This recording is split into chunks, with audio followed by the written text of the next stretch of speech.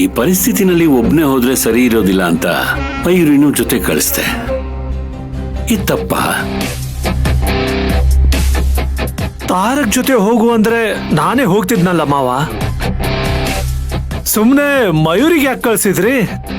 ಇಬ್ರು ಜೊತೆಗೆ ಹೋಗಿದ್ದಾರೆ ಅಂದ್ರೆ ಅದು ಹನಿಮೂನೇ ಅಲ್ವಾ? ಹಾಗಂತ ನೀನ್ ತಿಳ್ಕೊಂಡ್ರೆ ನಾನೇನು ಮಾಡಕ್ಕಾಗಲ್ಲ. ಕಾಮಲೆ ಕಣ್ಣವ್ರಿಗೆ ಕಾಣೋದೆಲ್ಲ ಹಳದಿ ಅನ್ನೋ ಹಾಗೆ ನೀವೆಲ್ಲ ನಡ್ಕೋತಾ ಇದ್ದೀರಾ.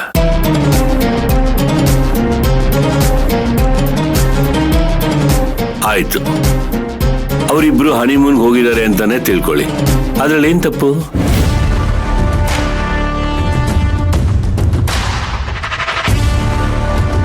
ಏಕೆ ತಾರಕ್ಕು ಮಯೂರಿ ಚೆನ್ನಾಗಿರೋದು ನಿಮ್ಗಿಷ್ಟ ಇಲ್ವಾ?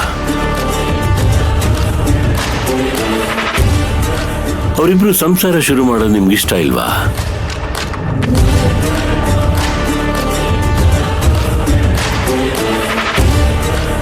ಅವರಿಬ್ಬರನ್ನು ಸಂತೋಷವಾಗಿರೋದಕ್ಕೆ ಬಿಡಿ. ಅದು ಬಿಟ್ಟು ಹೀಗೆ ಅಸೂಯೆ ಪಡಬೇಡಿ. ಆಯ್ತು ಡ್ಯಾಡ್, ಈಗ ಅವ್ರು ಯಾವಾಗ ಬರ್ತಾರೆ? ಈಗ ಹೊರಟಿದ್ದಾರೆ, ಬೆಳಿಗ್ಗೆ ಅಷ್ಟೊತ್ತಿಗೆ ರೀಚ್ ಆಗ್ತಾರಂತೆ. ಅವರಿಬ್ಬರ ಬಗ್ಗೆ ಯೋಚನೆ ಮಾಡಿ ಎಲ್ರೂ ತಲೆ ಕೆಡ್ಸ್ಕೋಬೇಡಿ. ಒಟ್ನಲ್ಲಿ ಏನೋ ಒಂದು ಹೇಳಿ ಬಾಯಿ ಮುಚ್ಚಿಸ್ಬಿಡ್ತೀರಾ. ಚಂದ್ರು, ಈಗ್ಲೂ ನೀವು ನನ್ಗೆ ಸುಳ್ಳು ಹೇಳ್ತಾ ಇದ್ದೀರಾ.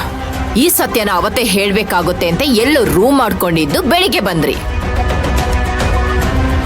ನಾವೇನೇನೆಲ್ಲ ಕೇಳ್ಬೋದು ಅಂತ ಮೊದಲೇ ಕ್ಯಾಲ್ಕುಲೇಷನ್ ಹಾಕಿ ಡಿಪ್ಲೊಮ್ಯಾಟಿಕ್ ಆಗಿ ಉತ್ತರ ಕೊಟ್ರಿ.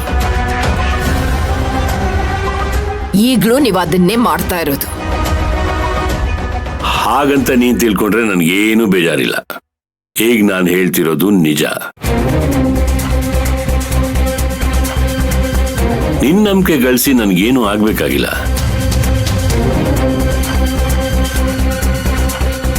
ಯಾಕಂದ್ರೆ ನನಗೆ ಯಾರ ನಂಬಿಕೆನೂ ಗಳಿಸೋ ಅವಶ್ಯಕತೆ ಇಲ್ಲ.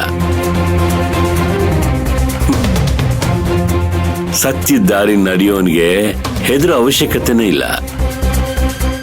ಆದ್ರೆ ಆ ದಾರಿಲಿ ನಮ್ಮನ್ನ ಮರ್ತು ಹೋಗ್ತಾ ಇದ್ದೀರಾ ಅನ್ನೋದು ನಿಮಗೆ ಗೊತ್ತಾಗ್ತಾ ಇಲ್ಲ ಚಂದ್ರು. ಈಗ ನಿಮ್ಮ ಹತ್ರ ಮಾತಾಡಿ ಏನು ಪ್ರಯೋಜನ ಇಲ್ಲ. ನಾಳೆ ನಮ್ಮ ಮಗ ಬರ್ತಾನಲ್ಲ, ಅವನ ಹತ್ರನೇ ಮಾತಾಡ್ತೀನಿ.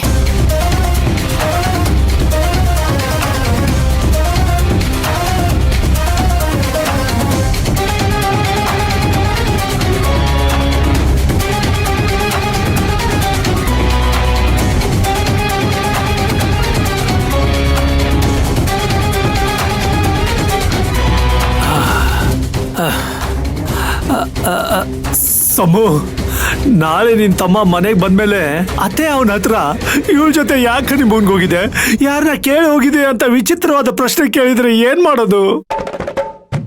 ಬಾವಾ, ನೀವ್ ಅದಕ್ಕೆಲ್ಲ ತಲೆ ಕೆಡ್ಸ್ಕೋಬೇಡಿ.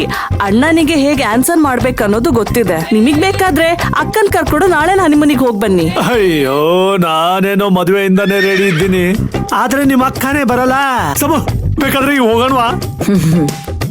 ಹೋಗೋಣ, ಆದ್ರೆ ವಾಪಸ್ ಬರ್ಬೇಕಾದ್ರೆ ನಾನೊಬ್ಳೆ ಬರ್ತೀನಿ, ನೀವ್ ಬರೋದಿಲ್ಲ. ನಾನೆಲ್ಲಿರ್ತೀನಿ?